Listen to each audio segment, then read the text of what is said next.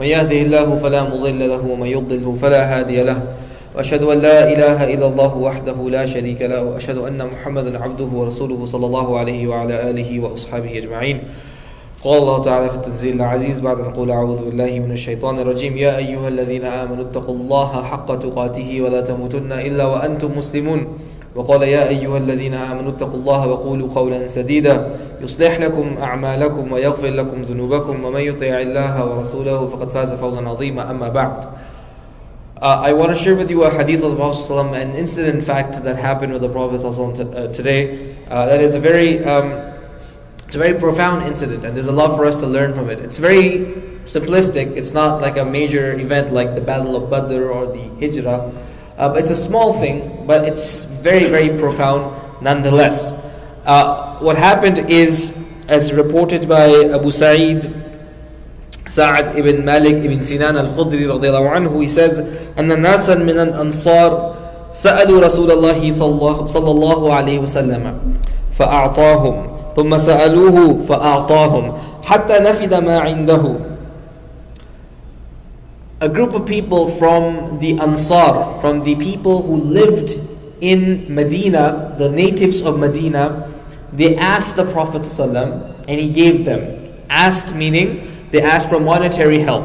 They wanted some money, they wanted some items, they wanted some food. They asked him, and he, as the leader of the community, as the head of state, would provide for them.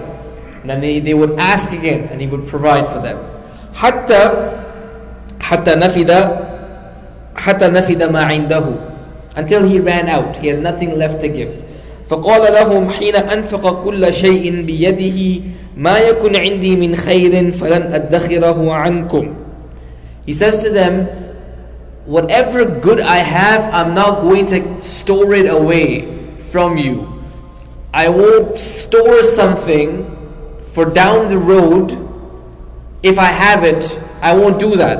If I see you in need, I'll give it to you. Okay? I won't keep anything. If I have anything left to give, I will give it to you. And then he says something.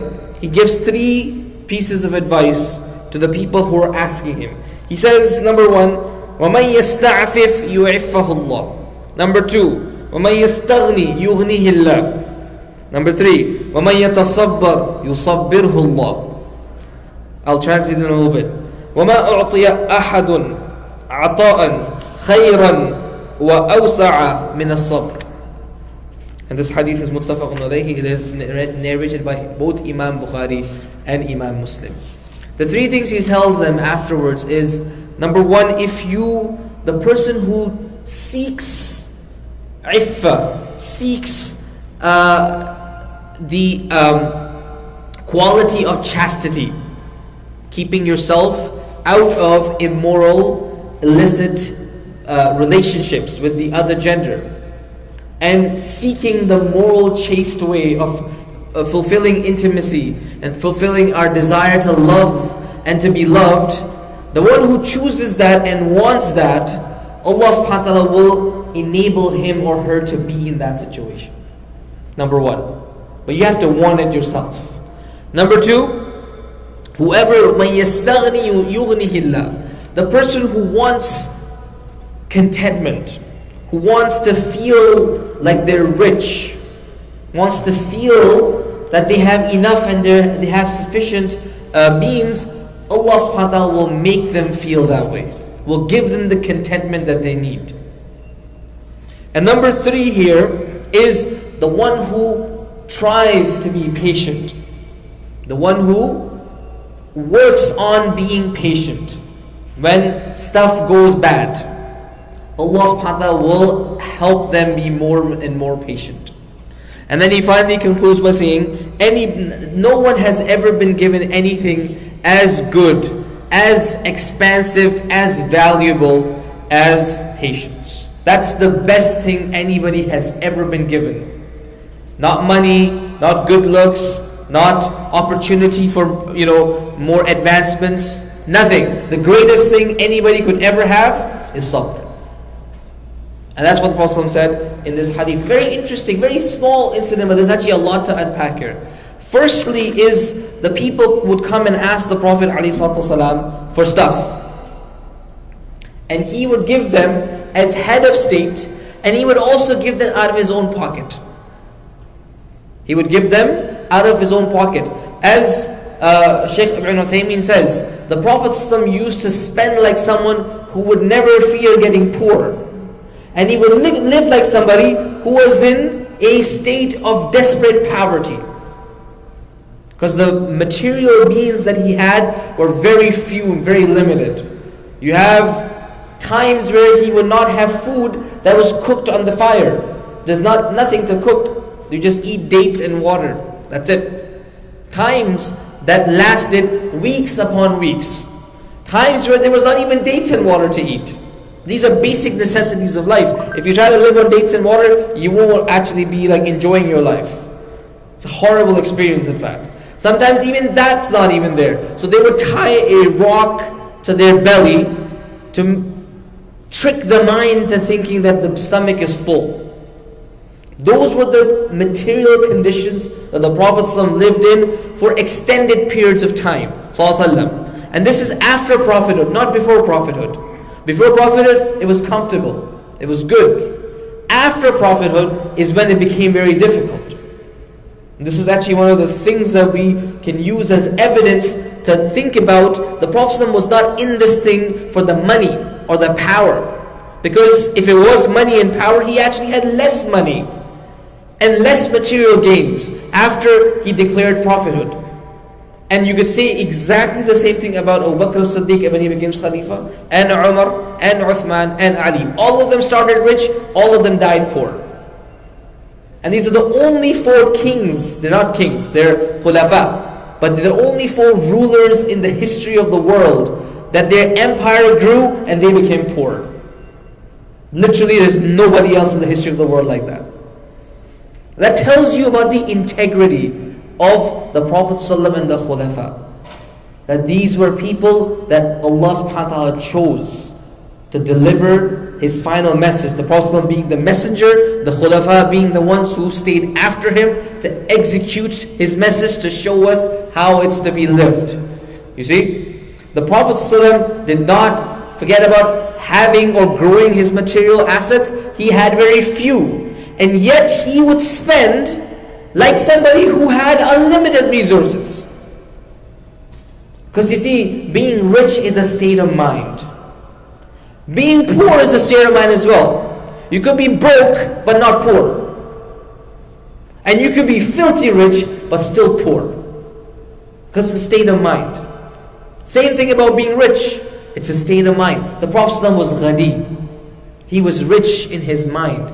He had contentment. He knew Allah subhanahu wa ta'ala would provide for him. He knew whatever he would spend, Allah subhanahu wa ta'ala will return it back to him. He knew that he's spending, that spending is actually the real spending. That's the real dollars in your bank account. Because that's the money that's being kept for the akhirah.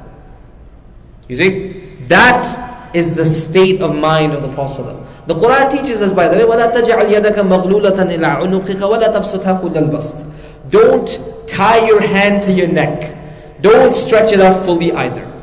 Meaning, don't be so miserly that you're hoarding and holding everything tightly to your chest, thinking that even spending a little bit was going to make you lose something. Don't be like that. Don't be so miserly. Don't be so cowardly. Don't also be reckless and just spend and spend and spend.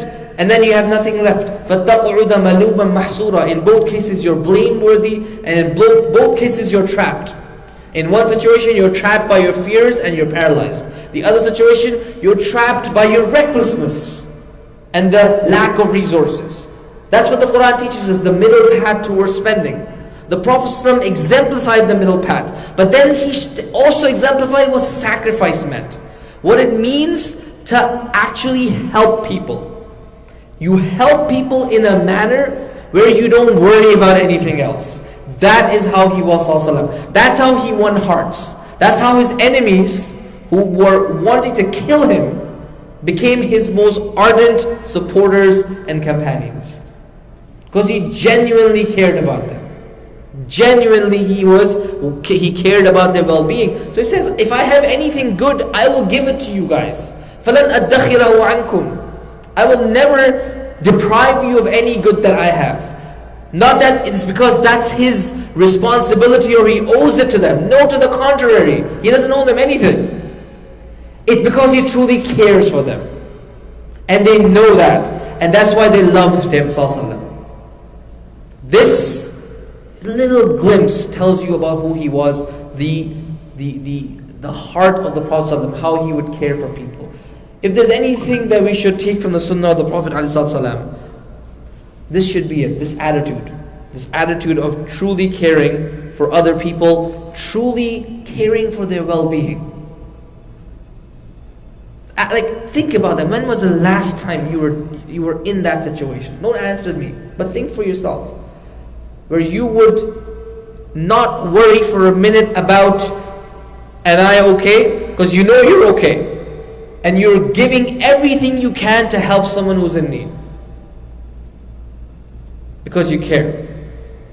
That is who the Prophet ﷺ was. This is that small example. There's some other lessons as well, which is what I'll talk about in the next khutbah. أقول ما تسمعون أستغفر الله لي ولكم فاستغفروه إنه هو الغفور الرحيم.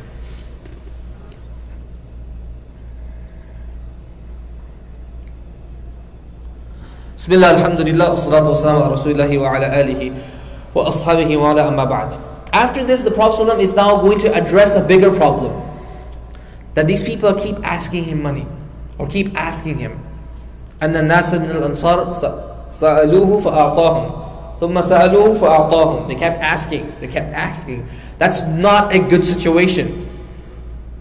You shouldn't be perpetually in a state where you are dependent on people's support and help. All of us need a picker-upper here and there. All of us need help here and there. We all know that. Yes? But you can't just be in that situation for the rest of your life. You have to do something to try to get out of it. And if Allah subhanahu wa ta'ala doesn't decree that, then that's qadar Allah. But at least you tried. At least you put something there to climb out of that. So that's what he addresses next. He says, وَمَن يَسْتَعْفِفْ يُعِفَّهُ اللَّهُ. Morality, establish morality. Then he goes to the point of contention, money. وَمَن يَسْتَغْنِ يُغْنِهِ اللَّهُ. Having that contentment. Not being consumed by the materialism of the world. Being happy with what you have. Living within your means. Whoever seeks that, Allah will give him that. As I said, being rich is a state of mind. The Quran calls Allah subhanahu wa ta'ala ghani.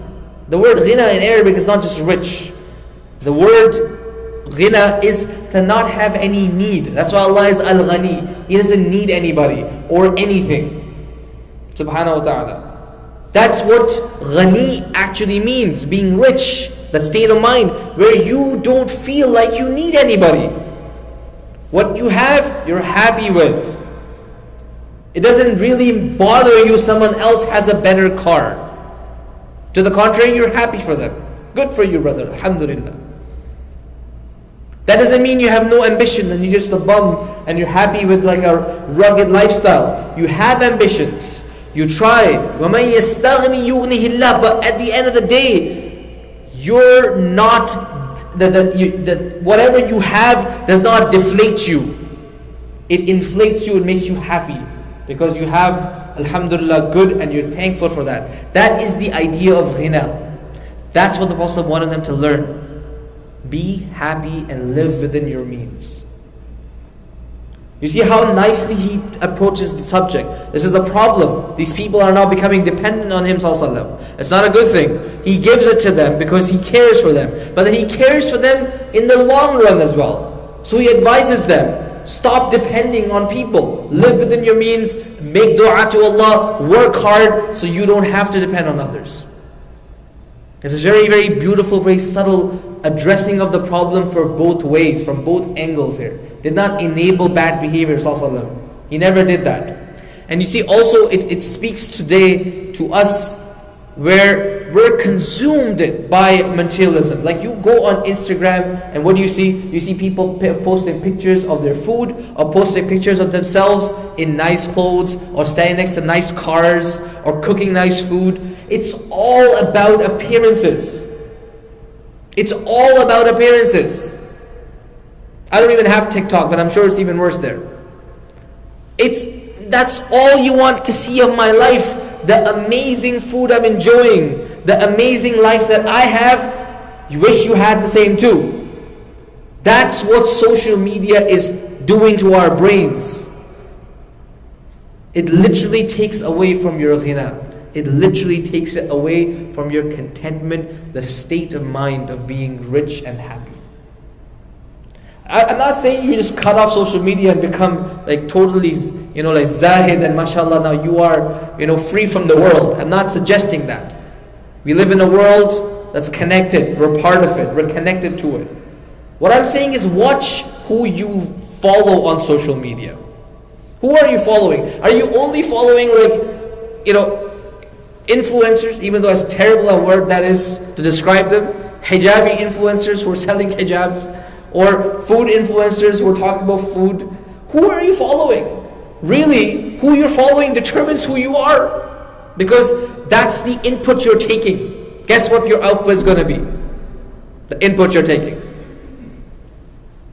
So be careful of who you follow. Very, very scrutinize that. The algorithms of social media apps is designed to rope you in.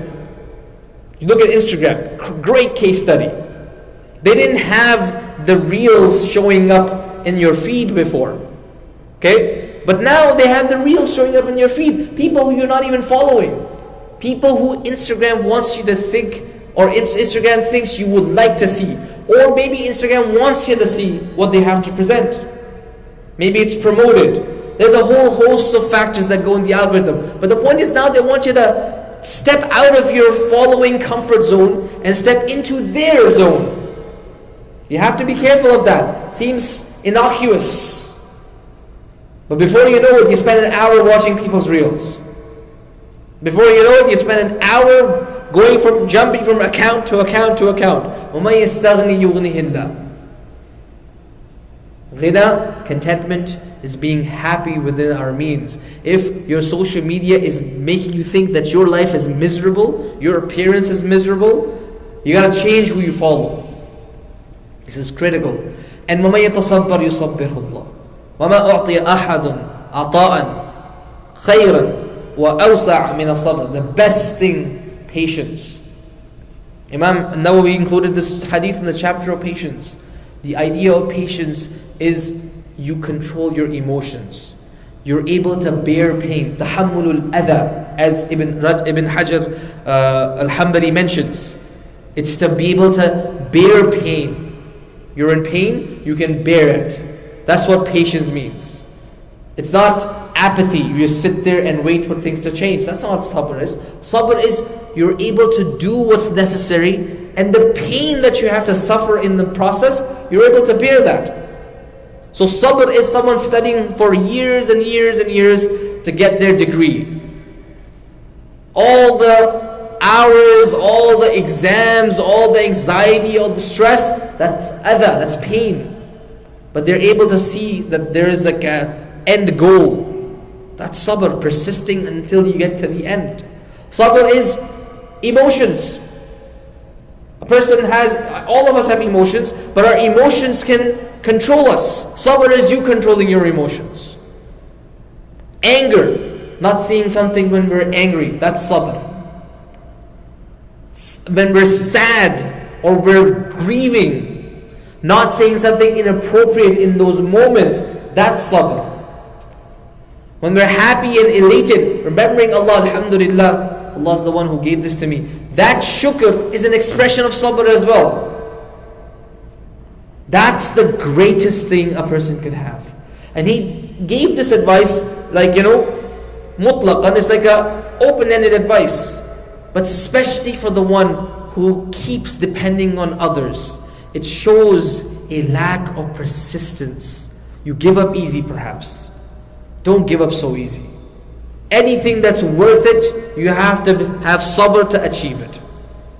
And that's what the Prophet is telling. وَمَن يَتَصَبَّرْ يُصَبِّرْهُ اللَّهُ. You try your best, you keep on trying to remain steadfast and patient to achieve what you want, Allah will help you achieve it.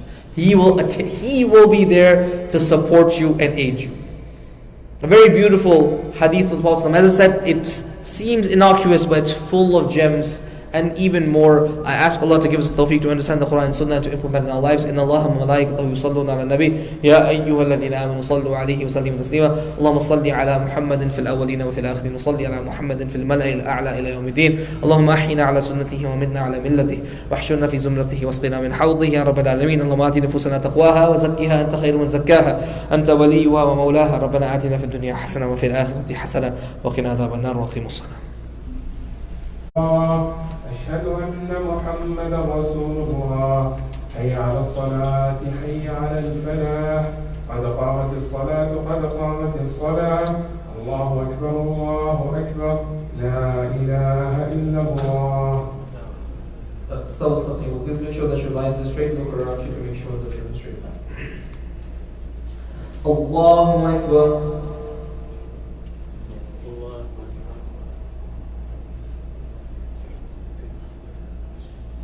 الحمد لله رب العالمين الرحمن الرحيم مالك يوم الدين إياك نعبد وإياك نستعين اهدنا الصراط المستقيم صراط الذين أنعمت عليهم غير المغضوب عليهم ولا الضالين.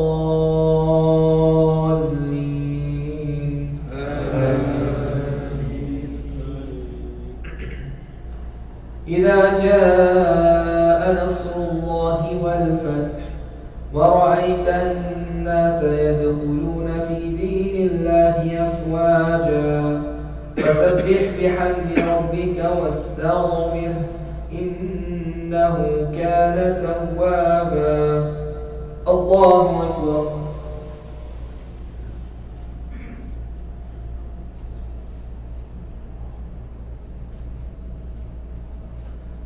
سمع الله لمن حمده. الله أكبر.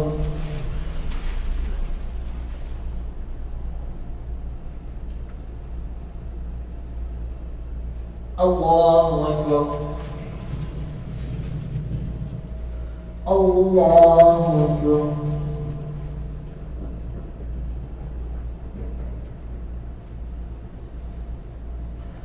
الله أكبر. الحمد لله رب العالمين الرحمن الرحيم مالك يوم الدين إياك نعبد وإياك نستعين اهدنا الصراط المستقيم صراط الذين أنعمت عليهم غير المغضوب عليهم ولا الضالين.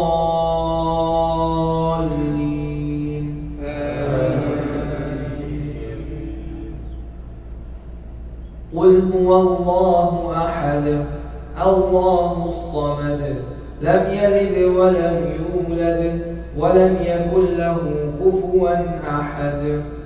الله أكبر.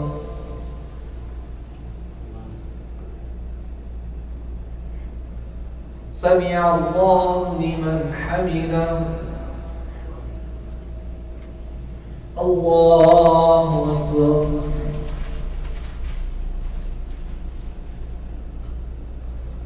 الله أكبر. الله أكبر.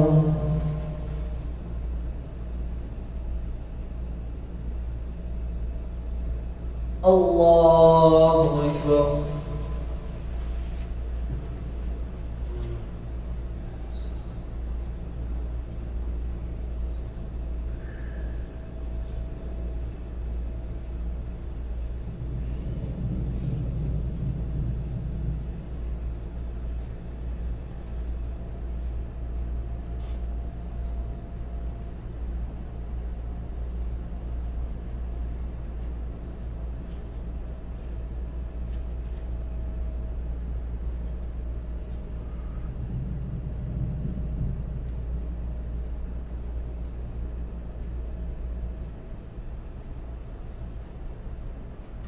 السلام عليكم ورحمة الله. السلام